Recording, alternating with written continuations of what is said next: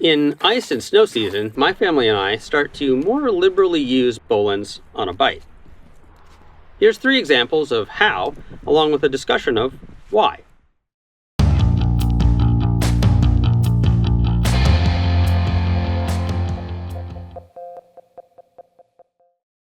Hello again, everyone. I'm Jason.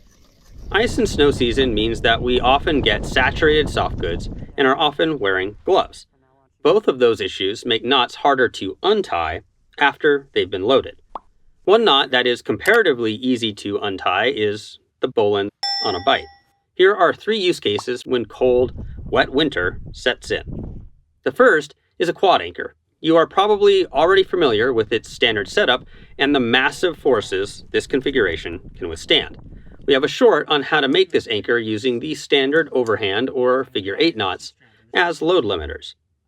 But we can also make a quad anchor by replacing the load limiting knots with bowlines on a Bight.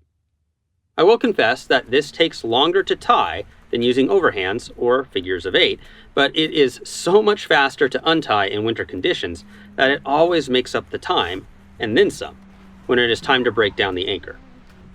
The trick is positioning the bar tack. When we double over our quad length runner, in this case, we want to leave just a little bit of space, maybe 2 centimeters, from one of the Bight ends to the start of the bar tack.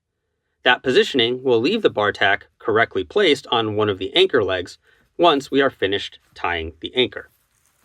We cross the ends of our double Bight above the standing legs of material and leaving about 30 centimeters or a foot of Bight length protruding from the cross. Next, we run the Bights through the underside of the loop and then tighten the original loop closure by pulling on the Bight's trailing loops. Those trailing loops are what are going to become the anchor legs. Now, we take the end Bights and fold them over and around the entire knot, and we tighten by making sure the folded over Bights lock down tightly over the standing material. We can do the same thing using the double Bights on the other side of the sling. If we don't like the position of our knots, we can adjust them by loosening a knot and either shortening or lengthening the anchor leg loops. Like with any quad anchor, we make sure we don't clip all 4 strands anytime we add a carabiner so that we stay redundant to the failure of an anchor leg. To untie it, we loosen the knot and then reverse the flip over the anchor legs that we did when we tied it. One other thing to point out is that this uses a lot of material when compared to a standard quad with the typical knots. That's because we have quadruple loops at the anchor legs as opposed to double loops. That could be a bad thing if you don't have a long enough runner, as it really does require a quad length, not a triple length sling. But it could be a good thing in that it raises the master point, which might make a more comfortable working height at some anchors. While the quad really does work best on horizontal double bolts, we can make a more adaptable anchor by creating a Banshee Anchor. This time, with a double runner and not doubled over, we follow the same procedure to make a bowline on a Bight at one end. Now though, I leave the other end free, as I will use that to make a clove hitch on a second anchor point. The double loops are both an anchor leg and the master point, so we attach those double loops as such. The second anchor leg is created by making that loose clove hitch on the second connection, pulling down on the double loops to create a direction of pull, and then pulling the free end of the clove hitch to somewhat equalize the whole setup. The Banshee is often the default for a fixed point lead belay because it offers so little extension between a downward pull on the master point and the upward pull of a lead fall. And it can work good enough on horizontal bolts, but I use it most on either staggered bolts or when ice climbing, as we typically don't want ice screws on the same horizontal plane. And if we are talking wet and gloves making things hard to untie, ice climbing is kind of an obvious situation.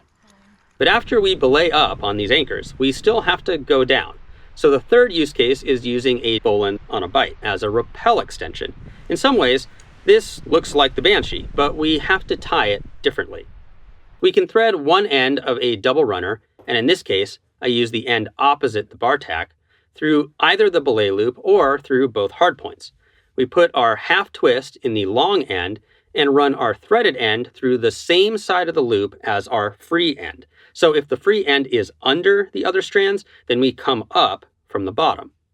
Now we take the long free end and pass it through the threaded end, pulling both of those extreme ends to tighten. We have a connection point now for our rappel device and an extended tether as well. We aren't pinching any material on the belay loop, which is why we can use the belay loop, and some people find that a lot more comfortable, as we aren't pulling our two hard points together. Yes, we are potentially ring loading the Bowline loops, that is, pulling the force across axis rather than in line with the knot. But How Not To did a pull test on this ring loading and got over 20 kilonewtons. There's a link in the description. Again, though, the major winner benefit for me is the ease of breaking this attachment down after it's been loaded. Got any other modifications to systems you make to cope with winter? Let us know in the comments. Thanks for watching this video.